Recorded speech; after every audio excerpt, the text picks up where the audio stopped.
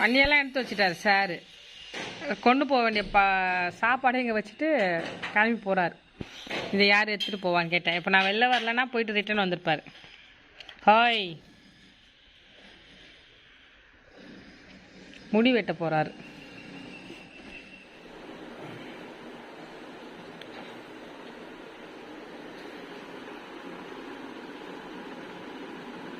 துணி மடிச்சிட்ருக்கேன்.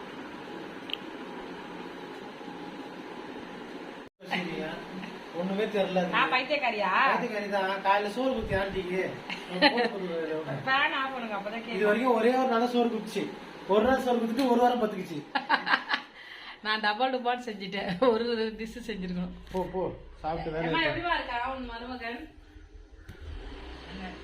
நல்லா இருக்குதான். ஆப்ரேஷன் பண்ண போறோம்னா இதெல்லாம் ப்ரொசீஜர். நீங்க உனக்கு தான் தெரிய போகுது. நீங்க ஒரு காட்டு மீராண்டி. இதான் நம்ம சாமுக்கு ஆப்ரேஷன். இன்றைக்கி கொஞ்சம் பொருள் வாங்கணும், அதனால் வந்திருக்கோம் டிமார்ட்டுக்கு. கொஞ்சம் பொருளெல்லாம் வாங்க வேண்டிய வேலை இருந்துச்சு. நான் என்ன பண்ணேன்னா கொஞ்சம் முந்திரி பருப்பு, அப்புறமா காஞ்ச திராட்சை அதெல்லாம் வாங்கி வச்சுக்கிட்டேன். ஏன்னா முந்திரி பருப்பெல்லாம் கொடுத்தா கொஞ்சம் ஹெல்த்தியாக இருக்கும்ல, அதுக்காக அதெல்லாம் நான் வாங்கிக்கிட்டேன். நட்ஸு வாங்கினேன். அதுக்கு அடுத்தது கொஞ்சம் பிஸ்கட் எல்லாமே சாம் தான் எடுத்தார். எதுக்குன்னா நாளைக்கு நான் வந்து சர்ஜரிக்கு போயிடுவேன், அதனால் முன்னாடியே நான் வந்து பிஸ்கட் எல்லாம் சாப்பிட்டுக்கிறேன்ட்டு ஆசையாக வாங்கினார் எல்லாமே.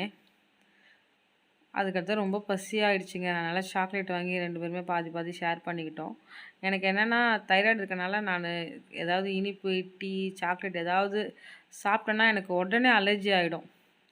சாப்பிட்டுட்டு நான் வெளியில் வந்தேன், ஃபுல்லாக எனக்கு அப்படியே ஃபேஸ் ஃபுல்லாக அலர்ஜி ஆகிடுச்சி. சாம் என்னை நிறைய வாட்டி திட்டுவார். அப்போ கூட நான் திருந்துற பாடில்லை. அன்றைக்கி நேற்றும் நான் திட்டு வாங்கிட்டே தான் வந்தேன் சாம்கிட்ட. வேறு வழி.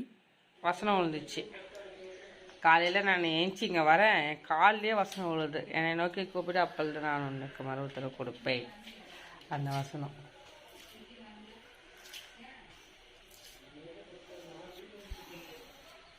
மொட்டை பாப்பா மொட்டை பாப்பா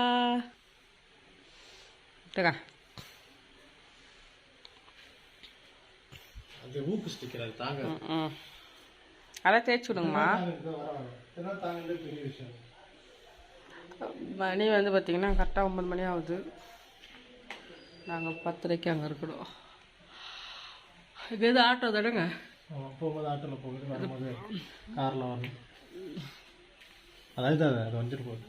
இது பாருங்களேன், இது ஒழுங்காகவே ஒட்ட மாட்டேங்குது. டாடி வந்து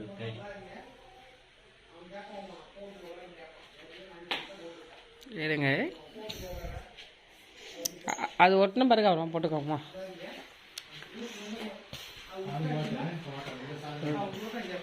ஹலோ, குட் மார்னிங். எங்கள் அப்பா தான் இன்னைக்கு மருந்து ஊற்ற போகிறாரு. எங்கள் அம்மா புரியுதா உங்களுக்கு? அது அப்பாவுக்கு புரியும், உனக்கு தான் புரியாது. மரமாண்டிக்கு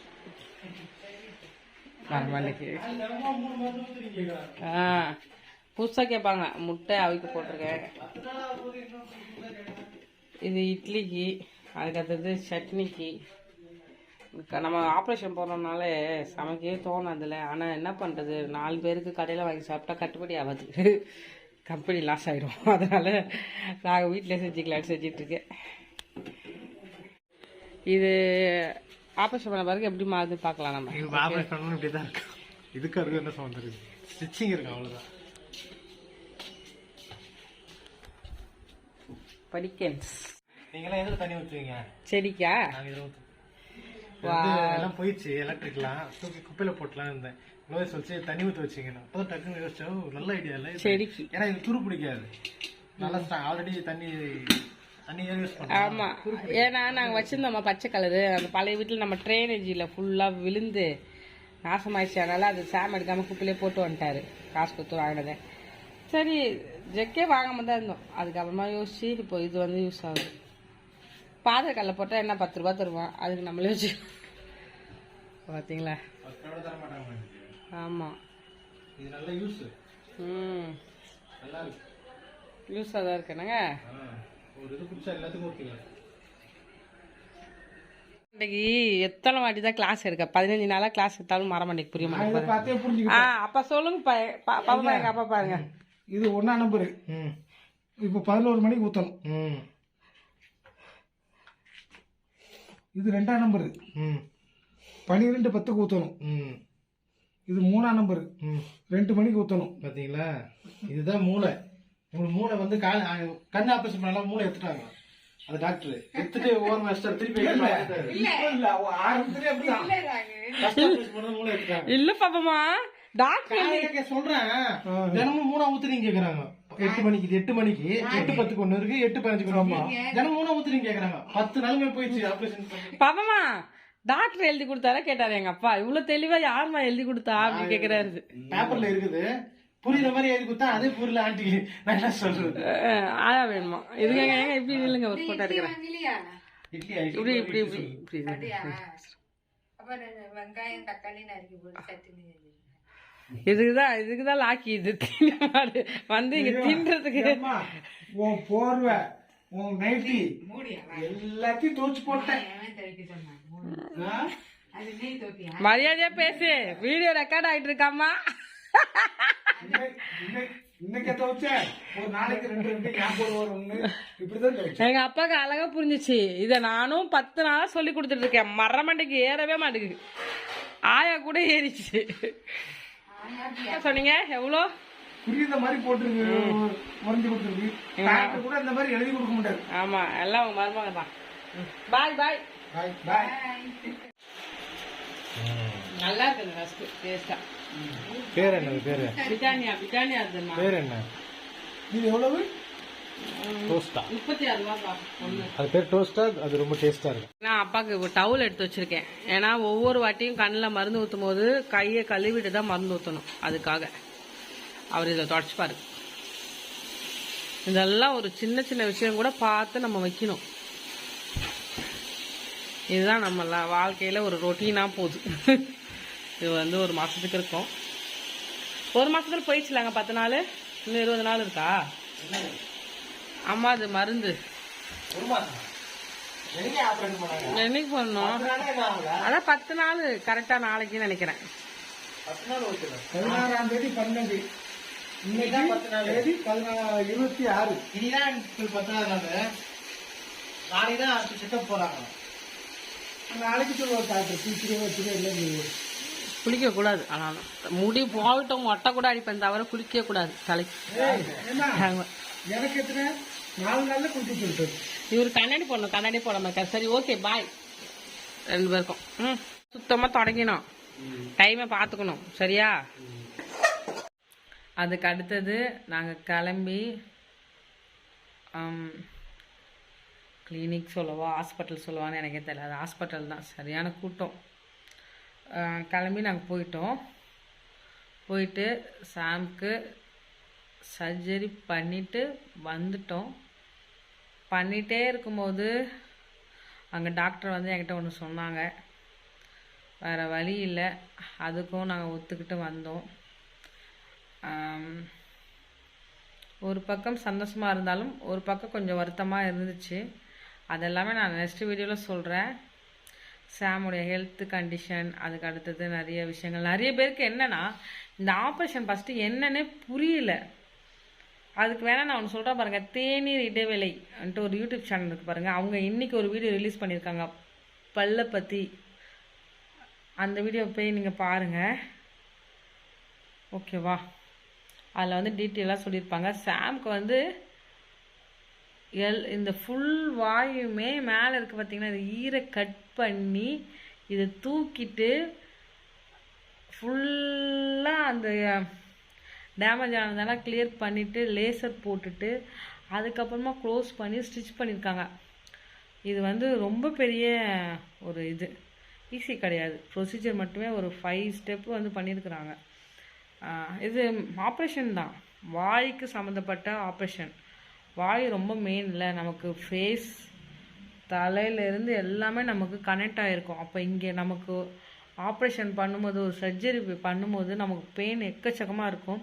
இப்போ சாம்க்கு நல்லாவே வலி அதிகமாகவே இருக்குது. இது நல்ல ஒரு பெரிய ஆப்ரேஷன் தான். வெளியிலலாம் லேக்ஸ் கணக்கில் வாங்குறாங்க இதுக்கு. நாங்கள் போன ஹாஸ்பிட்டல் வந்து எங்கள் ஃப்ரெண்டு அவங்க வந்து ரெக்கமெண்ட் பண்ணனால எங்களுக்கு கொஞ்சம் கம்மி ட்ரீட்மெண்ட் செலவு. சரியா, கம்மினா ஓரளவுக்கு ரொம்பவே கம்மி. வெளியில் அந்த காசை வந்து 3 மடங்காக அதிகமாக கேட்டாங்க எங்ககிட்டயே. நாங்கள் போகாத ஹாஸ்பிட்டல்லாம் கிடையாது, எல்லா இடத்துலையும் அதிகமாக கேட்டாங்க. இவங்க வந்து பார்த்திங்கன்னா ரொம்ப லாபம் வச்சு ப்ராஃபிட் வச்சு அப்படியெல்லாம் பண்ணுற டாக்டர் கிடையாது. ரொம்ப நல்ல டாக்டர். தான் கற்றுக்கிட்ட அந்த டாக்டர் ஒர்க்கை வந்து பேஷண்ட்டுக்கு வந்து ஒரு யூஸ்ஃபுல்லாக இருக்கணுன்ட்டு அவங்க வந்து சர்வீஸ் மாதிரி பண்ணுறனால தான் அவங்க கம்மியாக காசு வாங்க முடியுது, இல்லைன்னா வாங்க முடியாது. அதனால ரொம்ப பெரிய ஆப்ரேஷன் தான் பண்ணியிருக்கோம். இன்னும் அது வந்து எண்ட் ஆகலை ஆப்ரேஷன். அதெல்லாம் பற்றி நான் உங்களுக்கு நாளைக்கு வீடியோவில் கண்டிப்பாக நான் வந்து சொல்கிறேன். எல்லோரும் ப்ரேயர் பண்ணிக்கோங்க, சாம்க்கு நல்லா ரெக்கவர் ஆகணுன்ட்டு. ரொம்ப கொஞ்சம் கஷ்டமாக இருந்துச்சு. இடையிலலாம் டாக்டர் வந்து சொல்லும்போது என்ன பண்ண ஏது பண்ணனே தெரில. டக்குன்னு முடிவெடுக்க வேண்டிய சுச்சுவேஷன்லாம் அமைஞ்சிச்சு.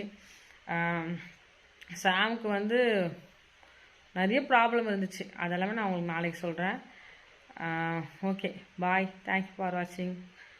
எல்லாருமே டெய்லியும் நைட்டு ப்ரெஷ் பண்ணிவிட்டு தூங்குங்க. பல்லெல்லாம் நல்லா மெயின்டைன் பண்ணுங்கள். இன்றைக்கி நான் பார்த்துட்டு ஐயோப்பா பல்ல ஒழுங்காக வச்சுக்கணும்டா சாமி, ஏன்னா இது மாதிரி வந்து கஷ்டப்பட முடியாதுன்ட்டு என் மைண்டில் வந்து ஃபிக்ஸ் ஆகிடுச்சு. 6 மாதத்துக்கு ஒரு வாட்டி டாக்டரை போய் பார்க்கணுன்ட்டு. பல்லு பத்திரம்.